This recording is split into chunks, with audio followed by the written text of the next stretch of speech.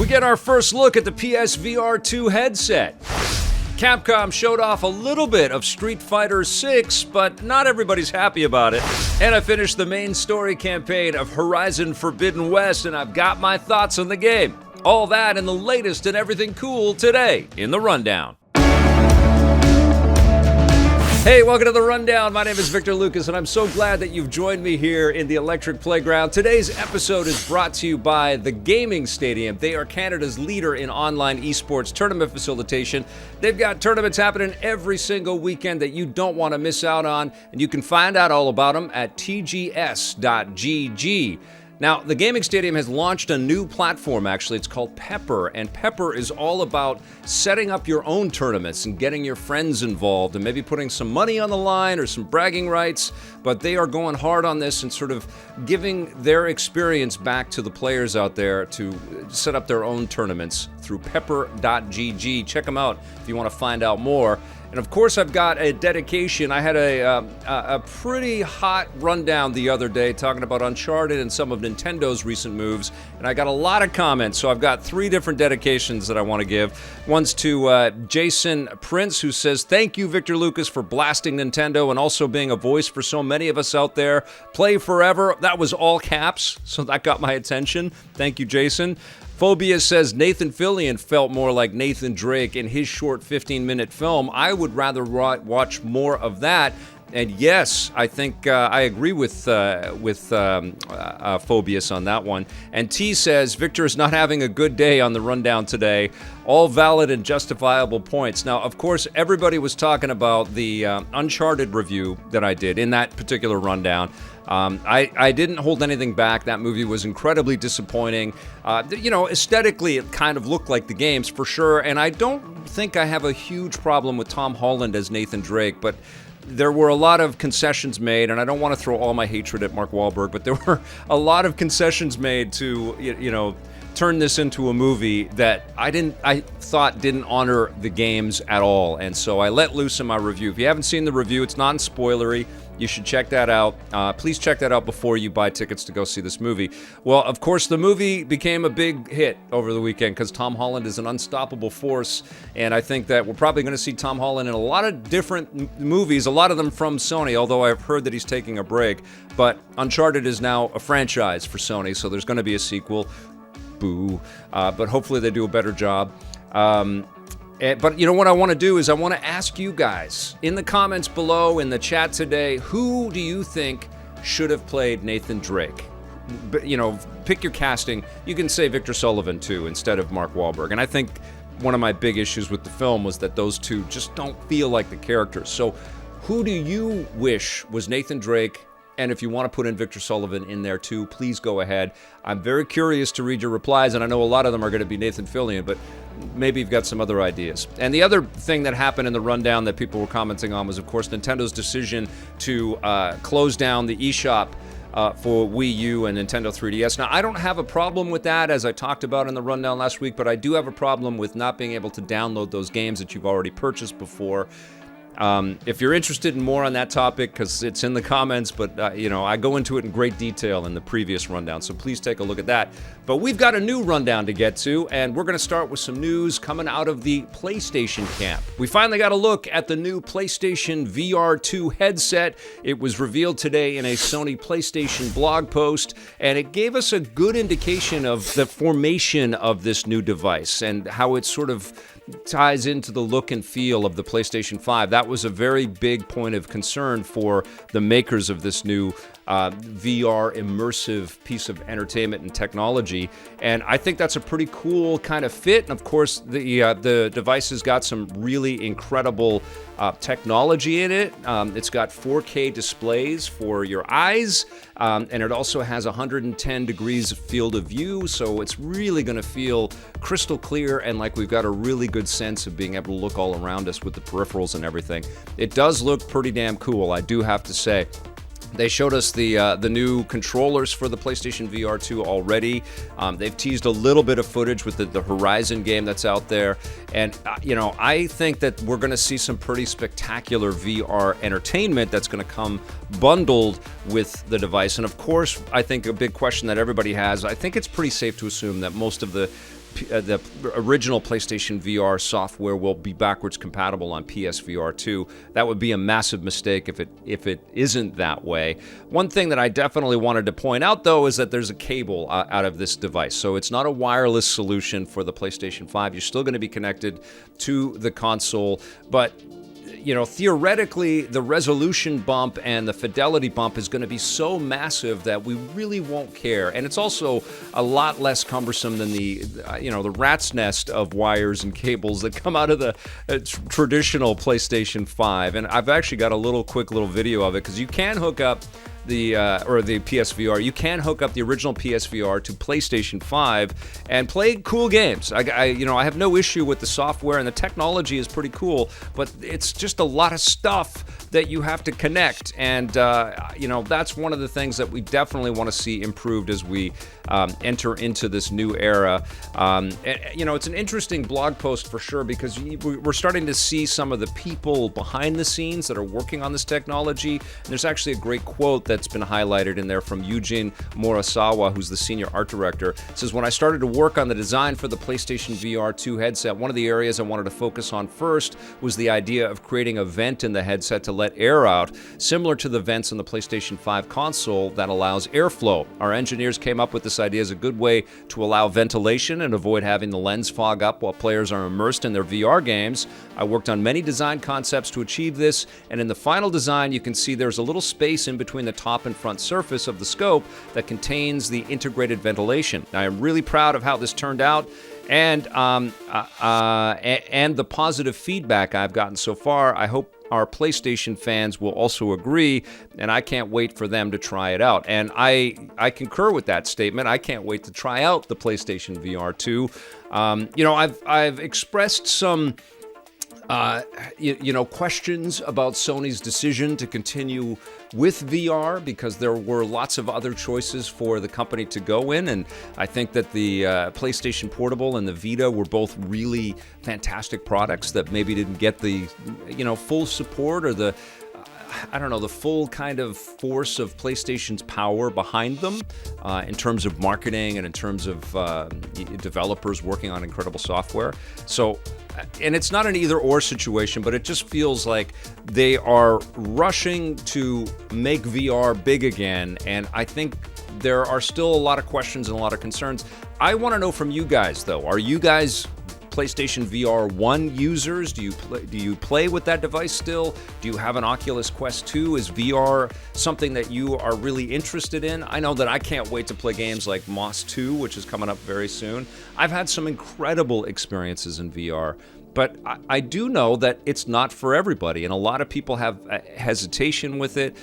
There's still the fact that the PS5 is hard to find, and now PlayStation VR2 is going to be associated with the PS5, which makes it a little bit tricky as well. But, if Sony makes compelling technology and there's software to go along with that, it could be the tipping point for virtual reality. I mean, PlayStation VR, I think up until Quest 2 started to really ramp up in sales, was kind of the closest to mass market that VR has experienced so far. And they've got incredible titles in their stable, like we're taking a look at the first look at the Horizon Call of the Mountain game that's coming out, which is standalone. It's not from the core Horizon Forbidden West or Zero Dawn experience. It's a whole new kind of thing for us to explore. But I want to know. I'm psyched to play with it. I am kind of curious to see how it does in the market with all of the, extenuating conditions around its launch. And I think the interesting type of competition that's out there, because there's going to be another standalone VR headset soon from Oculus or Meta, and there will probably be some standalone headsets from other companies as well, and I think they're going to be scaled up in resolution and just keep getting better and better and not tied to another piece of hardware. Because when you think about it, like the cost equation on PSVR2, if it comes in, I think the lowest it could come in is I'll be surprised if it's $200, but I think the lowest it could really come in is around $300. And if you're looking at the, digital PlayStation 5, which, what is that? That's is it $400 right now? I don't know exactly how much it is in the States right now, but you're looking at $600 or $700 in order to get VR up and running, or there's other alternatives that are cheaper and don't require extra hardware.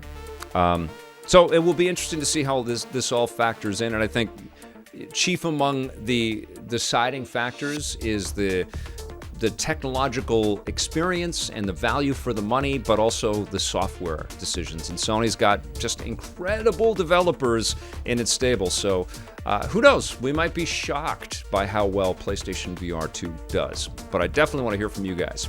All right, let's talk a little bit about what Capcom revealed over the weekend.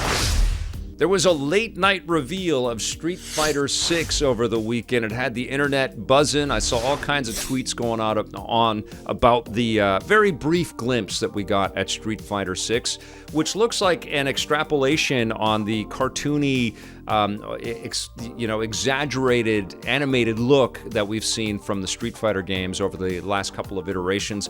Love Street Fighter 4. Really enjoyed a lot of elements about Street Fighter 5, but they didn't really have a smooth release of Street Fighter 5. It felt like they were, putting the plane together as it was landing, and stuff was patched in, and there were lots and lots of characters that you could buy through DLC, and then it just wasn't as elegant a launch as I think we can all agree Street Fighter 4 was. Still a really solid game, and lots of people are playing Street Fighter 5 now and enjoying it. It's still big in the competition circuit. Street Fighter 6 gave us a look at these more chonky versions of some beloved characters, and Ryu looks very, very different here with the beard, and he's got muscles on top of muscles. And then that logo came up at the end, and man, I heard a lot of hatred about that logo. I don't know if I've heard that much venom about a logo. I don't know if I ever have. But something interesting happened, and I almost hesitate to talk about this because it just feels like a pile-on at this moment, but it is kind of interesting. The art director over at Ars Technica, goes by Auric on Twitter, found out that the Street Fighter logo, Street Fighter 6 logo, is very similar to a stock logo that you can get through Adobe. And he tweeted that out, and of course it's gotten a ton of pickup, and a lot of people are talking about it. And I feel bad because it sure does look like they slapped it together, and that sucks. I don't think that they slapped this CG sort of intro to the new art style of the game together. I think this was a lot of work. We don't know anything about the game. There's speculation that Street Fighter 6 might go free-to-play. We're going to find out more about it this summer. It's an interesting idea to go free-to-play because, like a lot of shooters, I think Street Fighter fighting games are reliant upon the online pickup, the amount of people that are actually playing. And it's there's a limitation to how much fun you're going to get out of a fighting game unless you have a buddy that you always play with locally. And so that online sort of component, especially as we get into esports and tournaments and the fighting esports kind of space out there, it's really reliant on people playing it online. And that might be a really dramatic decision on Capcom's part. I don't suspect that they will, because they don't really have this extensive history of doing a live service thing like that. They do lots and lots of DLC, and there's lots of crossover DLC in their games. And I don't know. I mean, it might make an interesting business decision, and Capcom may be the first to really go for it with something like this, but I think that they know how much people care about the Street Fighter franchise and how much love they have for these characters. I think that they're probably going to go for, like the full retail price out of the gate, with a nice hefty collection of characters. But then down the road, who knows? This might be the first game, this is the first mega fighting game that goes in this direction. All I do know about this Street Fighter game so far is that Ryu's feet are massive. And one of my buddies, Nick Chester over at Epic, actually tweeted this: the more you look at Ryu's feet, the more toes you see. It's wild. He's got muscular feet. It's like his feet are flexing in this image right here. It's crazy. So listen, I can't wait to play Street Fighter 6. I love Capcom. I love their games. I love the Street Fighter series. It's new blood over there. It's a bunch of people trying to, entertain us with some new ideas and directions. So we'll see how that all comes together. But they also did show off something with the release date, and it's the Capcom Fighting Collection, which collects 35 years of Capcom fighters, is what they say off the top. And there's 10 games included in the collection, including a bunch of Darkstalkers titles. And I was thinking about this franchise not too long ago. It's an awesome franchise. All kinds of monsters fighting each other. It's almost like, if Universal Studios had their monster space together, they would have come up with something like this, like a Smash Brothers with all kinds of archetypes, but Darkstalkers did it for years and years, and there's tons and tons of Darkstalkers games, and we get a huge collection of them in this collection. And then there's other types of fighting games in there as well, cyberbots with robots fighting, which looks super cool. And there's some puzzle fighter experiences in this collection as well. It's got a little bit of everything. And, I think that this is going to be incredibly successful. I want to play this on the Switch when it comes out. This seems like a perfect fit for the Switch because they're all retro. It's all classic type of experiences. And I like the idea of being able to cart this around with me. Maybe something cool on the Steam Deck as well. But this is coming out in the summertime. I think it's June 24th. And I think all the product pages are up on all the stores and stuff if you're interested in finding out more. But it does look like a pretty fun collection. And boy, is Capcom good at making collections of their classic games. I feel like every second or third release from Capcom is, look, we got this collection here for you. Have you seen these things? We got them collected for you. You want to buy them again? Look, we collected them. Here you go. I don't mind. I get excited every time they put them together. Looks really cool. All right, let's talk a little bit about Horizon Forbidden West. I had a very busy weekend lost in this dystopian world that Guerrilla Games put together for us. I was playing as Aloy, trying to uncover the mystery of the world, but the game as well, as it extends and expands well beyond the borders and limitations of Horizon Zero Dawn, which was already an impressive enterprise. It was a massive experience with lots of cool surprises and mysteries. It was really fun. And I actually had not an issue, but I had some concerns about how they were going to improve and extend, because I felt like there was a pretty nice containment around the storytelling in Horizon Zero Dawn. But they managed to do that. And this is a game that does offer tons and tons of value in its storytelling. Some of the best interactions, I think, honestly, between characters as well. Really, really beautiful cut sequences, nuanced performances from characters. Of course, we know that Carrie-Anne Moss is in this game. Angela Bassett is also in this game. But Ashley Birch is phenomenal as Aloy. She's just such an incredible voice actor. And of course, we're going to get into massive boss fights. It's an action role-playing experience. So it's not just about, the story that it's telling. There's a great emphasis on exploration and trying to, find the secrets, and you're resource gathering like crazy. You're crafting like crazy. You're going out on side missions. You're learning how to cook all kinds of dishes that will buff you a little bit before you get into some of these big fights.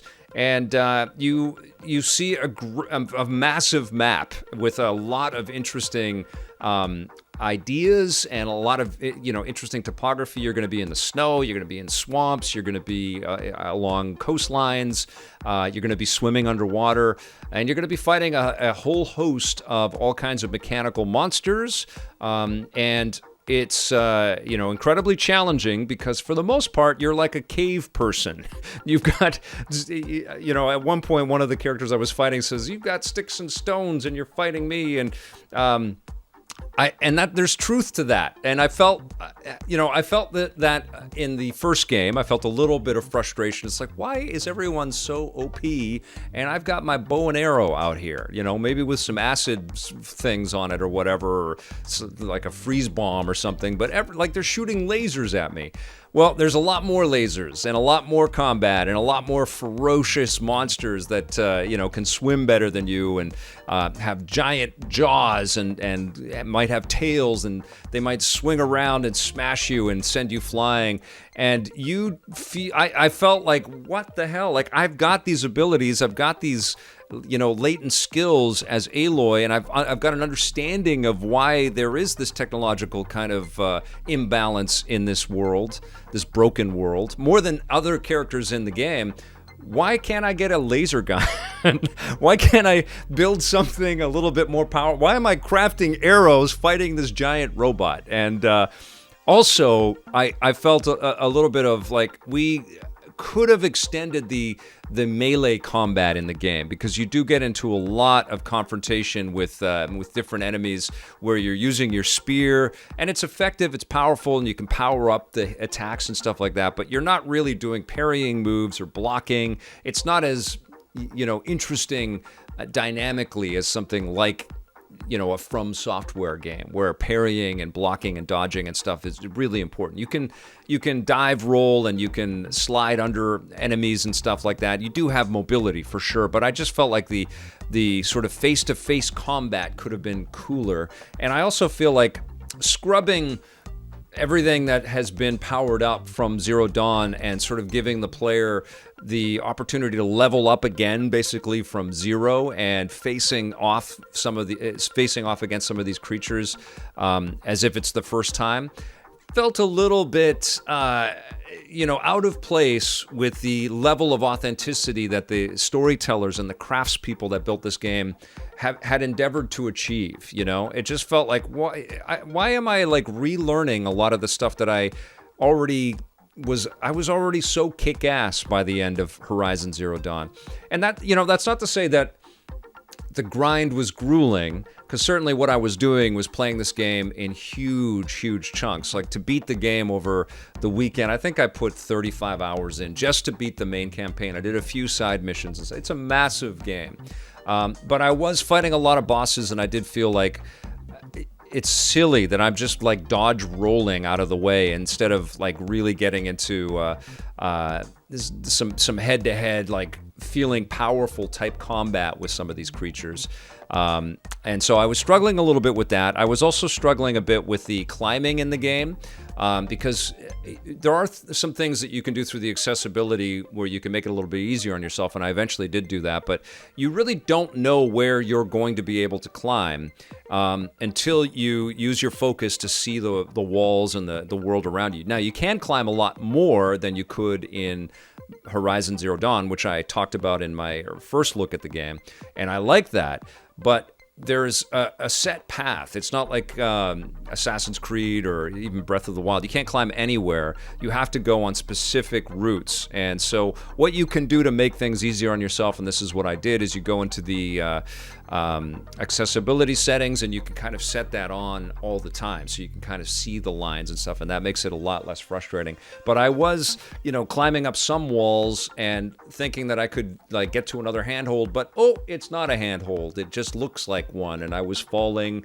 and there was a little bit of a jank there, and I couple that with the jankiness of the fights, and there are a couple of moments where it feels the imbalance of playing and fighting against a boss just was getting on my nerves, for sure.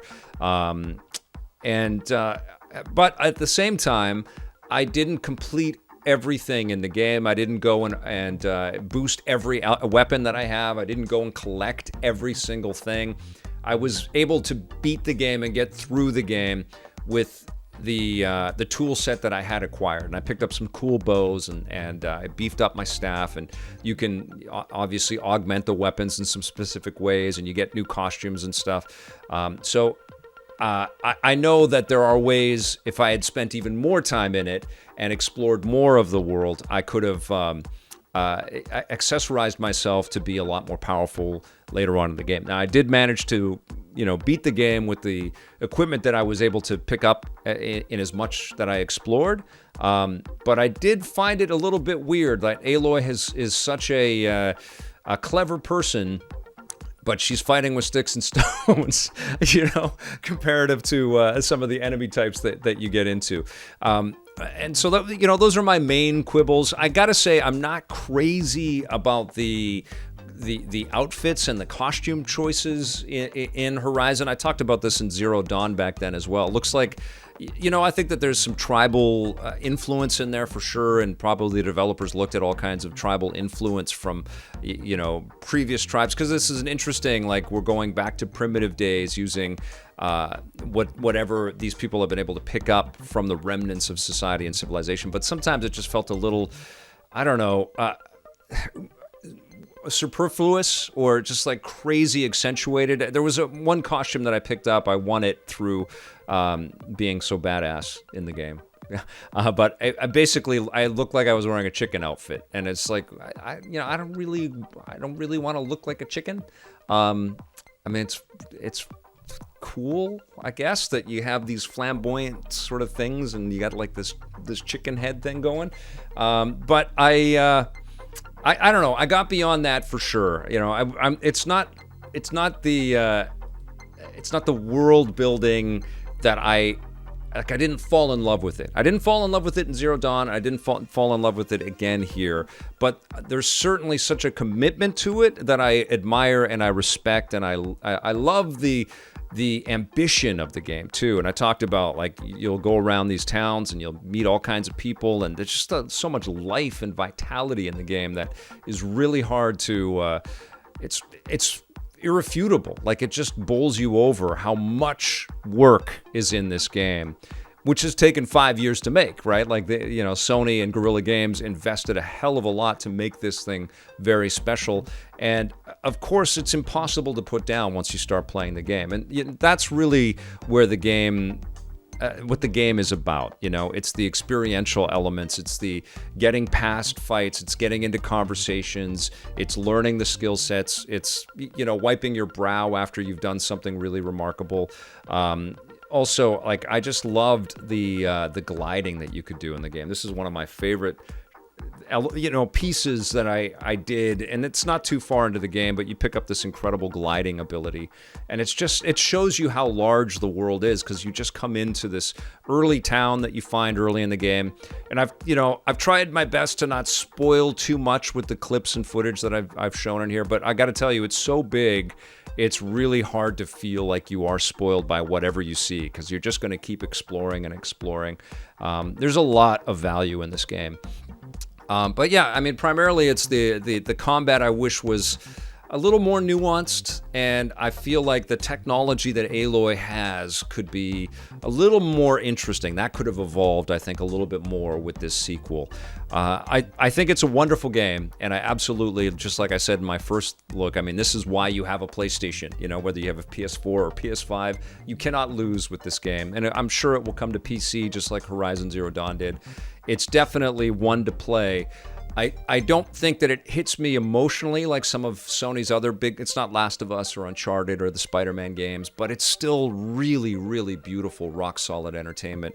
I'm interested to see where we go now with this franchise, because there's some really fantastic mysteries that get revealed that definitely push the lore in very interesting new ways that I was not anticipating and not expecting and relished.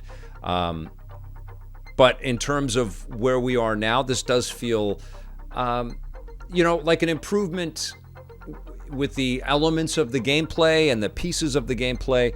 But it doesn't sort of revolutionize what I experienced with Horizon Zero Dawn as well. And I felt like Horizon Zero Dawn was such a shock because nobody expected that this team that had made Killzone was working on such a robust and gorgeous and ambitious role-playing game. And that's exactly what they did with that game. And that's still, the first one is still very playable, by the way, in 2022. It's not like the mechanics are so archaic that you're not going to have a great time in there. And if you haven't played Zero Dawn, it really will feel weird to start with this one. Like, you need to play Zero Dawn first. This is, arguably a better game, but less of a shocking new revelation. Still incredible work. And I know that people that love this lore and love this franchise are over the moon about Horizon Forbidden West. I think it's great. I would give it an 8.75, so right between an 8.5 or a 9. But it's not an 8.5, so I have to give Horizon Forbidden West a 9 out of 10.